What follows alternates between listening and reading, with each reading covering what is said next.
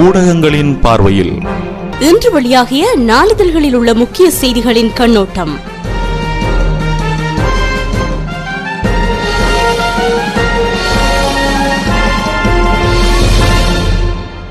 நேயர்களுக்கு வணக்கம். இன்று அக்டோபர் மாதம் 26ஆம் தேதி வெள்ளிக்கிழமை மற்றும் ஒரு ஊடகங்களின் பார்வை நிகழ்ச்சியூடாக இன்று உங்களை சந்திக்கிறேன். இன்றும் வழமை போல வீரகேசரி தமிழ் நாளிதழை முதலாவதாக பார்க்கலாம். அதனுடைய பிரதான தலைப்புச் செய்தி: தெரிவு குழுவுக்கு வராது, கூட்டமைப்பு இழுத்தடித்தால் தீர்க்கமான தீர்மானம். அரசாங்கம் அறிவிப்பு, தனித்து பேசுவதில் அர்த்தமில்லை என்கிறது என்ற பிரதான தலைப்புடன் இன்றைய வீரகேசரி வெளிவந்துள்ளது. தமிழ் தேசிய கூட்டமைப்பு பாராளுமன்ற தெரிவுக்குழுவில் பங்கெடுக்காமல் தொடர்ந்து இழுத்தடிப்புகள் மூலம் நிரந்தரமாக தீர்வை காணும் செயற்பாட்டுக்கு தடையாக இருப்பின், தேசிய பிரச்சினைக்கு நிரந்தர தீர்வு காணும் நோக்கில் தகுதியான மற்றும் தீர்க்கமான தீர்மானம் ஒன்றை எடுக்க வேண்டிய நிர்பந்தம் அரசாங்கத்திற்கு ஏற்படும். தெரிவுக்குழுவுக்கு வராமல் கூட்டமைப்பினருடன் மட்டும் அரசாங்கம் பேச்சு நடத்துவதில் அர்த்தமில்லை என்று அமைச்சரவை பேச்சாளரும் அமைச்சருமான கெஹலிய ரம்புக்கல்ல தெரிவித்தார். கூட்டமைப்பு தெரிவுக்குழுவில் கலந்து கொள்ளவிடின் தேசிய பிரச்சினைக்கு தீர்வு காண முடியாமல் போகுமிடத்து அதற்கான முழு பொறுப்பையும் தமிழ் தேசிய கூட்டமைப்பை எடுக்க வேண்டும். அவர்கள் தெரிவுக்குழுவில் இணைந்து கொள்வதே ஒரே வழியாகும் என்று அமைச்சர் கூறினார். ஊடகத்துறை அமைச்சில் நேற்று நடைபெற்ற விசேட செய்தியாளர் சந்திப்பின் போதே அமைச்சர் கெஹலிய ரம்புக்கல்ல இதனை தெரிவித்துள்ளார். இங்கு தொடர்ந்து கருத்துரைத்த அவர், தேசிய பிரச்சினைக்கு எவ்வாறான தீர்வாக இருந்தாலும் அது பாராளுமன்ற தெரிவுக்குழுவின் ஊடாகவே வர வேண்டும். வெவ்வேறாக பேச்சு நடத்தி பாடுகள் எட்டப்பட்டாலும் பின்னர் அது பாராளுமன்ற தெரிவுக்குழுவுக்கே செல்ல வேண்டும். அப்படியாயின் ஏன் நேரடியாக பாராளுமன்றத்தில் இருந்தே தெரிவு வரக்கூடாது? அவ்வாறு தீர்வு வருமாயின் அதனை ஏற்றுக்கொள்வதாக ஜனாதிபதியை குறிப்பிட்டுள்ளார். தமிழ் தேசிய கூட்டமைப்பு பாராளுமன்ற தெரிவுக்குழுவில் இடம்பெற்றால்தான் தாங்கள் தெரிவுக்குழுவுக்கு வருவதாக ஐக்கிய தேசிய கட்சி தெரிவித்துள்ளது. அந்த வகையில் தமிழ் தேசிய கூட்டமைப்பு பாராளுமன்ற தெரிவுக்குழுவுக்கு வர வேண்டும். அதனை பல தடவை நாங்கள் கூறிவிட்டோம். ஆனால் அவர்கள் இது தொடர்பில் உறுதியாக எதனையும் கூறாமல் இருக்கின்றனர். இந்தியாவிற்கு செல்கின்றனர், வருகின்றனர். சில வேளைகளில் பாராளுமன்ற தெரிவு குழுவுக்கு வருவோம் என்கின்றனர், மற்றும் ஒரு சந்தர்ப்பத்தில் முடியாது என்கின்றனர். எனவே அவர்களின் முடிவிலேயே அனைத்தும் தங்கியுள்ளது. கடந்த 6 மாத காலமாக இந்த விடயம் குறித்து பாரிய அளவில் ஆராயப்பட்டு வருகிறது என அமைச்சர் கெஹலிய ரம்புக்கல்ல தெரிவித்தார் என அந்த பிரதான செய்தி நீண்டு செல்கிறது. அத்துடன் 13வது திருத்தச் சட்டத்தை நீக்குமாறு இதுவரை யோசனை முன்வைக்கப்படவில்லை அமைச்சர் கெஹலிய என்ற தலைப்பில் இன்னும் ஒரு செய்தியும் வெளிவந்துள்ளது. அரசியலமைப்பின் 13வது திருத்தச் சட்டத்தை நீக்குமாறு எந்த ஒரு தரப்பும் இதுவரை யோசனை முன்வைக்கவில்லை. அமைச்சரவைக்கோ வேறு எங்குமோ இவ்வாறான யோசனைகள் வரவில்லை. ஒருவேளை அவ்வாறான யோசனைகள் முன்வைக்கப்பட்டால் அதன் போது எமது நிலைப்பாட்டை அறிவிப்போம். ஜனநாயக நாட்டில் யாருக்கும் கருத்து கூறும் உரிமை உள்ளது என அமைச்சரவை பேச்சாளரும் அமைச்சருமான கெஹலிய ரம்புக்கல்ல தெரிவித்தார். நாட்டில் அபிவிருத்தி திட்டங்களை முன்னெடுக்கும் போது அவற்றுக்கு ஏதாவது சட்டங்கள் தடையாக இருப்பின் அது தொடர்பில் அரசு அதிகாரிகள் கருத்து வெளியிடலாம். அந்த வகையில் பாதுகாப்பு செயலாளர் கோத்தாபய ராஜபக்ச நகர அபிவிருத்தி அமைச்சின் செயலாளர் என்ற வகையில் 13வது திருத்தச் சட்டம் குறித்து கருத்து வெளியிட்டு இருக்கலாம் என அமைச்சர் தெரிவித்தார். ஊடகத்துறை அமைச்சில் நேற்று நடைபெற்ற விசேட செய்தியாளர் சந்திப்பின் போதே அவர் இந்த கருத்தையும் தெரிவித்ததாக அந்த செய்தியும் நின்று செல்கிறது. அத்துடன் இந்தியாவை போன்று உதவுவதற்கு சீன அரசாங்கமும் தயாராக உள்ளது. யாழ்ப்பாணத்தில் சீன தூதுவர் என்ற தலைப்பில் இன்னும் ஒரு செய்தியும் வெளிவந்துள்ளது. இந்தியா எவ்வாறு இலங்கைக்கு உதவி செய்கிறதோ அதேபோன்று சீன அரசாங்கமும் உதவிகளை வழங்குவதற்கு தயாராகவே உள்ளது என யாழ்ப்பாணத்திற்கு நேற்று வருகை தந்த சீன தூதுவர் வு ஜியாங்கோ தெரிவித்தார். யாழ்ப்பாணத்திற்கு விஜயம் மேற்கொண்ட சீன தூதுவர் தலைமையிலான குழுவினரிடம் ஊடகவியலாளர்கள் எழுப்பிய கேள்விக்கு பதிலளித்த போதே அவர் மேற்கண்டவாறு தெரிவித்ததாக அந்த செய்தியும் நீண்டு செல்கிறது.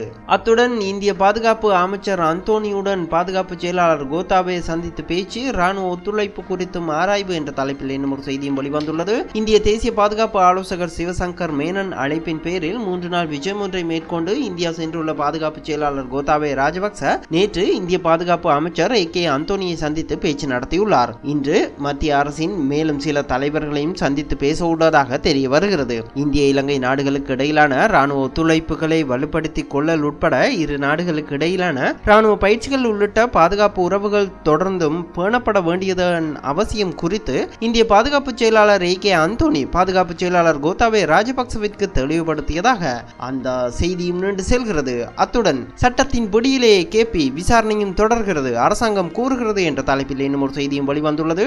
கேபி எனப்படும் குமரன் பத்மநாதன் சட்டத்தின் படியிலேயே இன்னும் தடுத்து வைக்கப்பட்டுள்ளார். மேலும் அவர் மீதான விசாரணைகளும் தொடர்ந்த வண்ணமே இருக்கின்றன.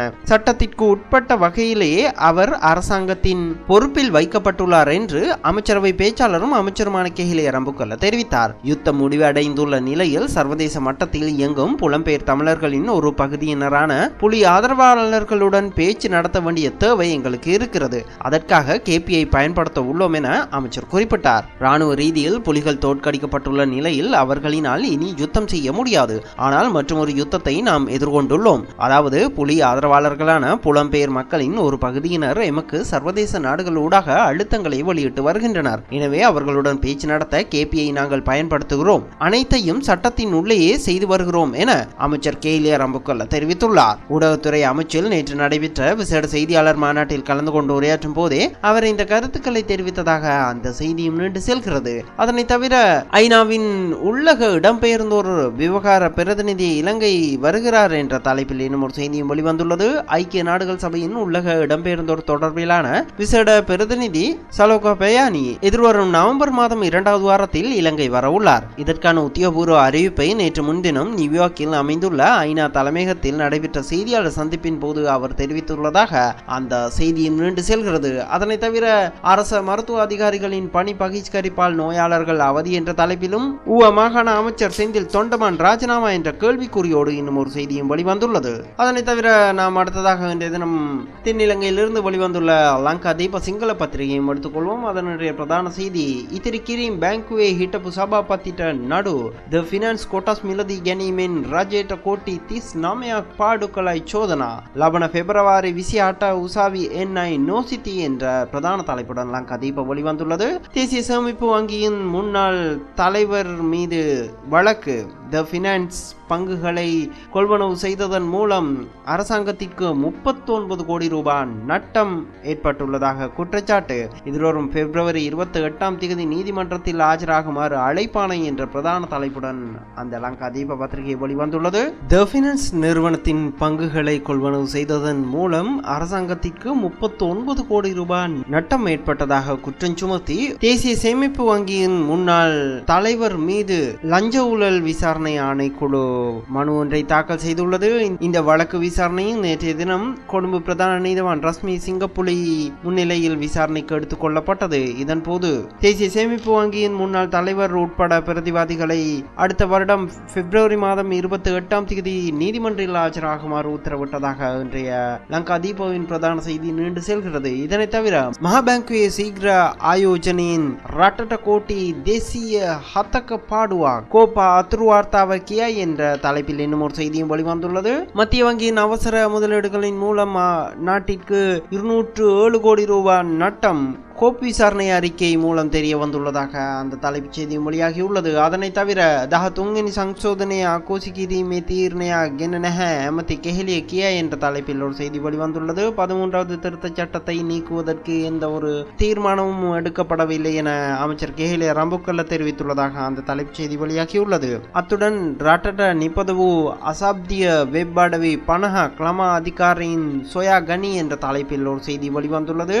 நாட்டில் இயங்கி வந்த 50 ஆபாச இணையதளங்களை சிறுவர் பாதுகாப்பு அதிகார சபை கண்டறிந்துள்ளதாக அந்த தலைப்புச் செய்தி வெளியாகியுள்ளது. இதனை தவிர நாம் அடுத்ததாக இந்த தினம் தென்னிலங்கையிலிருந்து வெளிவந்துள்ள தீப இன பத்திரிகையும் பார்க்கலாம். அதனுடைய பிரதான செய்தி நீதி விரோதி கோட்டாஸ் கணுதேனு சிதுக்கலாய் இத்திரி கிரீம் பேங்குவே ஹிட்டப்பு சபாபத்திட்ட நடு என்ற தலைப்பில் இன்றைய பிரதான செய்தியை தீப இன பத்திரிகை வெளியிட்டுள்ளது. சட்டவிரோதமாக பங்குகளை கொள்வனவு செய்ததாக தேசிய சேமிப்பு வங்கியின் முன்னாள் தலைவர் மீது குற்றம் சுமத்தப்பட்டுள்ளதாக அந்த பிரதான தலைப்புச் செய்தி வெளியிடப்பட்டுள்ளது. இந்த செய்தி குறித்து நாம் ஏற்கனவே லங்கா தீப பத்திரிகையில் பார்த்திருந்தோம். அதனை தவிர தஹா துண அகோசி கிரீமா ஆண்டு சிவிதிவி நவ்சா கனிமா மந்திரி லக்ஷ்மண் கிரியல்ல என்ற தலைப்பில் இன்னும் ஒரு செய்தியும் வெளிவந்துள்ளது. 13வது திருத்த சட்டத்தை நீக்குவது அரசாங்கம் தற்கொலை செய்து கொள்வதற்கு சமன் என நாடாளுமன்ற உறுப்பினர் லக்ஷ்மண் கிரியல்ல தெரிவித்துள்ளதாக அந்த தலைப்புச் செய்தி வெளியாகியுள்ளது. நாம் இதனை தவிர இந்த தினம் தமிழகத்தில் இருந்து வெளிவந்துள்ள தினமணி பத்திரிகையை பார்க்கலாம். பார்க்கலாம். அதனுடைய பிரதான செய்தி, முன்னாள் முதல்வர்கள் மீது விசாரணை,